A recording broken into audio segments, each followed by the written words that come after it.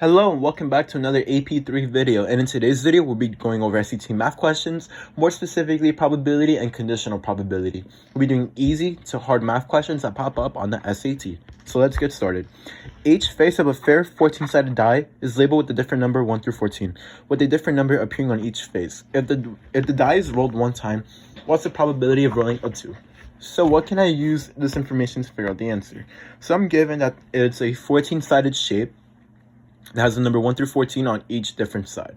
And we're looking for the probability of it rolling a 2 when the die is rolled one time. So how can I approach this question? So let's think about this, right? If there's a number on each side, on all the sides of the shape, which is 14. So that means every side has a number 1 through 14. And if it's rolled once, right, the probability of rolling a 2, it's going to have to be 1 through 14. Because 2 is a number between 1 through 14. And if there's 14 sides and I'm rolling one time, there's a probability of 1 divided by 14 to roll a 2. Therefore, my answer is going to be A. What a lot of people get confused is that because it says 2, they're going to put B. No. And that's a probability of landing at 2 numbers. So if I say what's the probability of rolling a 2 and a 7, it's going to be 2 divided by 14. But because it's only one number and it's only getting rolled once, it's going to be 1 divided by 14. So my answer is going to be A. Okay, each rock in the 70 rocks were classified as either igneous, metamorphic, or sedimentary as shown in the frequency table. If one of the rocks is selected at random, what is the probability of selecting a rock that is igneous? So these questions are pretty simple if you understand these rules following. So you have a total of 70 rocks, and we know that because it's given, and if we add all the numbers of the frequency, that gives us 70 rocks. So our answer is a number divided by 70. Why is that? I don't know why that's very thick. Let's make it a little bit more skinnier. And we're looking for the probability of it to be an igneous rock. So what we want to do is classify how many igneous rocks are there from 70, and that's going to be my answer. And if we look at the graph given, I see that when it's classified as an igneous rock, again, I don't know why it's very thick. So when it's classified as an igneous rock, it's going to be 10. So for every 70 rocks, there's going to be 10 igneous rocks. So it's going to be 10 divided by 7. So my answer is going to be D. And if they gave you an answer that was simplified, you can divide both sides by 10, and you can get 1 divided by 7. Okay, let's look at this question. There are n non-fiction books and 12 fiction books on a bookshelf. If one of these books is selected at random, what is the probability of selection of a non-fiction book in terms of n? So n is a constant, so it could be 100, a million, but we're just going to keep it the same constant n. So we have n non-fiction books. And we're given 12 fiction books. And we're looking for the probability of selecting a number of n books. So what can we do? Well, it's kind of like the same thing we did in the previous problem. Just add in all the number of books total that are fiction and non-fiction, and then divide it by the amount of books for non-fiction books. So if I do n plus 12 for my denominator to show the amount of books, I'm gonna have n plus 12. Both non-fiction and fiction books, because those are all the books that are in the bookshelf. And then because we're looking for the amount of non-fiction books n, I would want to put that in my numerator. So I'm going to have n divided by n plus 12, and my answer is going to be B.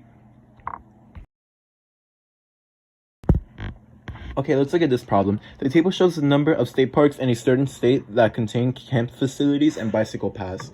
If one of these state parks is selected at random, what is the probability that it has a camping facility, but it doesn't have a bicycle path? So what are we looking for? We're looking for a state park that does have a camping facility, but doesn't have a bicycle path. Well, how can I look for that? Well, we're given that if one of these state parks were selected at random, and as we can see, we have 4 different kinds. One that has a bicycle path but does have a camping facility. One that has a bicycle path but not a camping facility. And we have the opposite. One that doesn't have a bicycle path but has a camping facility, and one that has neither. So what can I do?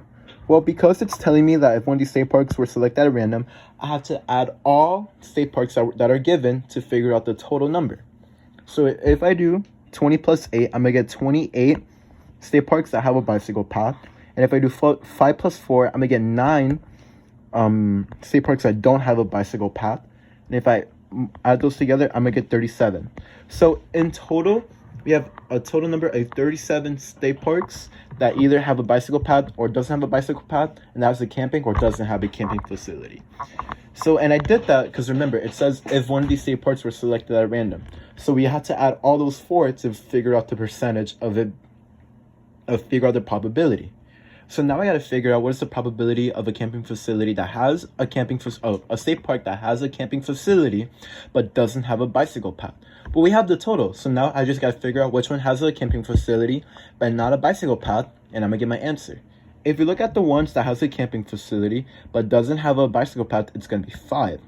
So the probability of finding one that has a camping facility, but doesn't have a bike path, it's going to be 5 divided by 37. So my answer is going to be A. Okay, let's look at this question. At a movie theater, there's a total of 350 customers. Each customer is located in theater A, B, or C. If one of these customers is selected at random, the probability of selecting a customer who's located in theater A is 0.48, and the probability of selecting a customer who's located in theater B is 0.24. How many customers are located in theater C? So we're given that there's a total of 350 customers. So let me go to highlighter or writing. So 350 customers. And we're given that in theater A, there's 0.48, and in theater B, there's going to be 0.24. So in theater A, we have, theater A, there's going to be 0.48 customers, of the customers. And then in theater B, we're given that the probability of finding customer theater B is 0.24. So probability of finding one in theater A is 0.48 and theater B is 0.24. And then in C, that's what we need to look for, right? Because that's the missing number. So how can I look for C? Well, if we understand that 0.48 and 0.24, they can convert into what? Into a decimal. So if we convert those into decimals, I can rewrite A as 48%, and then B as 24%. So in theater A, there's going to be 48% of the customers, and in B, there's going to be 24% of the customers. That means in theater C, there's going to be a total of 0. And if we add both, it's going to be 72, so we're going to get 28% of customers in theater C. And the probability of selecting a customer in theater C is going to be 0.24. So to look for my answer, all I have to do now is just do 350 and then times 0.28 or 20%, and I get my answer, which is going to give me 98. So in theater C, there's going to be a total of 98 customers. And I'm able to do that because I understand that I can convert theater A and theater A, the probability of selecting a customer in one of those theaters, I can convert that into a fraction. I'm going to get 48 and 24. And for it to be all the customers, C has to equal to 100. So I can do 100 minus 48 plus 24, and that's going to give me 28. That means that there is 28% of all the customers in theater C, and a probability being 0.28. And I wrote 24, that is my bad. So this would be 0.28, the probability of selecting a customer in theater C. And if I multiply 0.28 by 350, I get a total of 98 customers in theater C, so my answer is D. Okay, let's look at this question. The table the table above gives a number of United States presidents from 1789 to 2015 whose age at the time they first took office is within the interval listed. Of those presidents who are at least 55 years old when they first took office, what is the fraction when they were at least 60? So let's look at this, right? So we're given the ages of presidents from 44 to 69 from different intervals. Right, and we see the number of the ages between those intervals of the presidents. And what we're looking for in this type of question is figuring out of the presidents who are at least 50 years old when they took office, what fraction of them were 60? So this question's a little bit weird, right? Because we're given 2 at least. What does that mean? If we look what I highlighted in blue, we see that they're asking the presidents that are at least 50. So because we're looking for presidents that are at least 50, I can cross out any president between the ages 40 and 49, so I can cross out this part of the given people in office or the graph. So we're looking for the presidents that are at least 50 years old, what fraction of them are 60? So what I want to do is that any president that is above or at least 50 years old, how many of them are 60? So what I want to do is add all the presidents whose ages are between 50 and 69, which if I do that, I am going to get 13 plus 11, which equals 24, and 7 plus 3, which equals 10. So I'm going to have a total of 34 presidents who are between the intervals of 50 through 69 years of age that held in office. So because 34 is my total number, I'm going to have that in my denominator, because our denominator is the total number. So there's at least 34 presidents that are above 50, and we use the presidents between 40 and 49 because that's not what they're asking for. So we don't need those numbers. And we're looking for how many presidents were at least 60. Well, if we look at the presidents in the graph that are between 60 and 69, or at least 60 years old, I see we have a total of 10. So to solve this question, all I had to do is figure out that we're looking for presidents that are at least 60, which is 10. So I just do 10 divided by 34, and that is going to be my answer. So my answer is going to be B. And if you want to simplify, you can divide both sides by 2, which is going to equal 5 divided by 17. But this question doesn't really ask you for that, but in the actual SAT, they love to simplify all the questions given. Okay, let's look at this question. The same 20 contestants on each of the 3 days answered 5 questions in order to win a prize. Each contestant received 1 point for each correct answer. The number of contestants receiving a given score on each day is shown in the table above. No contestants received the same number on 2 different days. If the contestant is selected at random, what is the probability that the selected contestant received a score of 5 on day 2 and 3, given that the contestant received a score of 5 on one of the 3 days? So we're throwing a lot of numbers in front of our faces. So what can I do? Well, to make this a lot easier, I need to read what we're looking for. So we're looking for a probability that the selected contestant received a score from 5 or score of 5 between day 2 and 3, given that the contestant received a score of 5 on one of these 3 days. So anytime that it says given, it's kind of like the last one. It's kind of like an at least, where we're looking at only this specific information given of the graph, and we eliminate the rest. So we're given that the contestants received a score, at least a score of 5 between one of the 3 days. So any score that isn't 5 out of 5, we want to erase. So any score between 4 out of 5, 3 or 2 or 1, or even 0, we cross them out.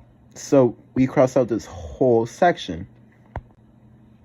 I'm able to do that because we're looking for the probability of a contestant scoring 5 on day 2 and 3, given, like I said, we cross out every other information that doesn't state, given that the contestant received a score on 5 of one of these 3 days. So we're looking at a specific point in the graph where they scored at least a 5 on one of 3 days, and the other information we just throw away, which I just did. So I can now look for my question. We're looking for the probability of a selected contestant that received 5 on days 2 and 3. And if I look at day 2 or 3, I have 3 and 5. And there's a total of 7 because day 1 is there as well. So I can do 3 plus 2 and divided by 7, because that's the amount of total scores. And that's going to be my answer, which is going to be 5 divided by 7. And this is going to be my answer because we're looking for the score of 5 between day 2 and 3. And remember, because it says given that they received a score of 5 on one of the 3 days, the scores between 4 through 0, they don't matter. And that's why my answer is 5 divided by 7. Let's move on to the hard questions on this section. Human blood can be classified into 4 common blood types: A, B, AB, or O. It is also characterized by the presence plus or absence minus, so positive or negative, of the rhesus factor. The table above shows the distribution of blood type and rhesus factor for a group of people. If one of these people whose Rh is negative is chosen at random, the probability that person has blood type B is 1 divided by 9. What is the value of X? So let's look at this important information. We're given that if one of these people who has the negative blood type is chosen at random. So we don't care about positives. So we can cross out all the rhesus factors that are positive. So bye-bye, they don't matter. So we're looking at the negative. As we can see, the probability that a person has a blood type B is 1 divided by 9, that's negative. So it's going to be 1 divided by 9. And we got to look for the value of x. Well, how can I find that? Well, to look for the probability for you to be a blood type B, I have to add all the negative rhesus factors that are negative. So if I do 7 plus 2 plus 1 plus x, I'm going to get, oops, that's in highlighter. I'm going to get 10 plus x. And if we're looking for blood type B, that's 2. So it's going to be 2 divided by 10 plus x, which is going to equal 1 divided by 9 of the probability of being B. So this question now turns to solve for x. So how can I solve for x? Well, let me write it down here. Put this x plus 10, which equals 1 divided by 9. What I can do first is multiply 9 on both sides to get 1 on the right side, which is going to be 18 divided by 10 plus x equals equals 1.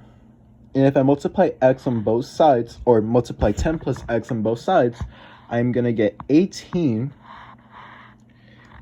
18 equals 10 plus x. And if I subtract 10 on both sides, I'm going to get x equals 8, and that is my answer. So the probability for the value of x, it's going to be 8. And we got that because we added all the numbers that are negative, and then we just solved for x. So my answer is going to be 8. Okay, a grove has 6 rows of birch trees and 5 rows of maple trees. Each row of birch trees has 8 trees taller than 20 and 6 trees shorter than 20 feet. So let me write that for birch trees, because there's a lot of information given. So we're given 6 rows for birch trees, and we have trees that are taller than 20, or at least 20, and then shorter than 20. And there's 8 that are 20 feet or taller. So let me write that. And then there's 6 trees per row that are shorter than 20. And then we're given that each row of the maple trees is 9 trees taller than 20, and then 7 trees shorter than 20, and we have 5 rows for maple tree. So for maple, I have 6 rows, so 1, 2, 3, 4, 5. And trees that are taller, or at least 20 feet, is 9 per row,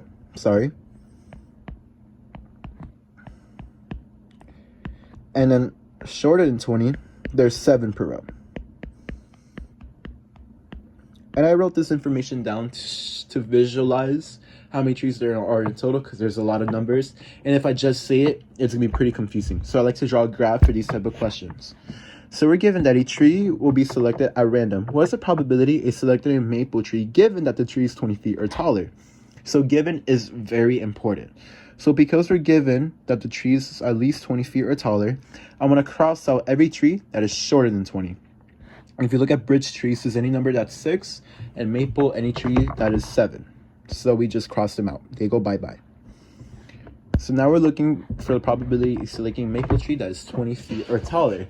Well, kind of like the questions that we did before, let's figure out how many trees in total are there that are taller than 20 feet. And in birch trees, I'm given 6 rows, and there's 8 trees per row. So if I do 6 multiplied by 8, I'm going to get a total of 48 trees that are taller than 20 in the birch trees. And if I do maple, same thing. There's 5 rows, and they all have a tree. They all have 9 trees that are taller than 20. So if I do 9 multiplied by 5, that's going to equal 45.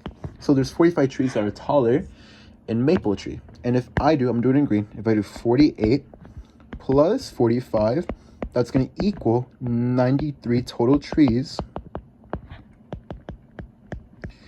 that are at least or taller than 20 feet. And we're looking for a probability of selecting a maple tree.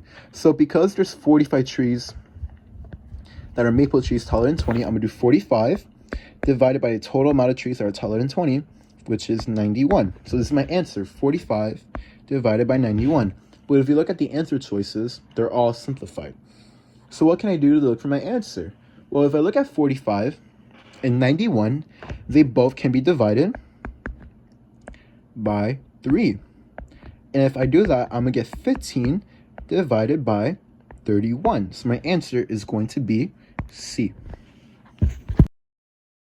Okay, let's look at this question. The table summarizes the distribution of age in a assigned group for 90 participants in a study. One of these participants was selected at random. What is the probability of selecting participant from group A given that the participant is at least 10 years of age? Express your answers as a decimal or fraction, not as a percent. So we're given a total number of 90 participants in the study, and we're looking for probability selecting a participant group A given that they're at least 10 years of age. So we want to look for the ages that are less than 9 and just cross them out. So these are crossed out, and we're only looking for the ages between 10 and up, so 10 through 20 years. And we're looking for probability of selecting a participant of group A. So what we want to do is realize that there's not a total of 90 anymore. We crossed out 30, so there's going to be a total of 60 participants now, not 90. And if we're looking at group A, I see we have a total of 24 of participants are group A, considering 23, that is my bad. Of 23 participants, considering that 7 are at least 9 or younger, and we're not looking at that. We're looking at ones that are 10 or older. So all I have to do in this question is just figure out that because group A there's 23 and there's a total of 60, the probability of selecting somebody from group A is going to be 23 divided by 60, and that is going to be my answer. Okay, this will be the last question for today. Employers working for a customer service line at an electric company recorded all the calls last Monday and noted whether the caller asked for repairs or whether the caller asked for a bill. The results are summarized in the table below. If a caller last Monday who asked for his or her bill selected at random, what is the probability is closest to which of the following is closest to the probability that the customer asked for her repairs?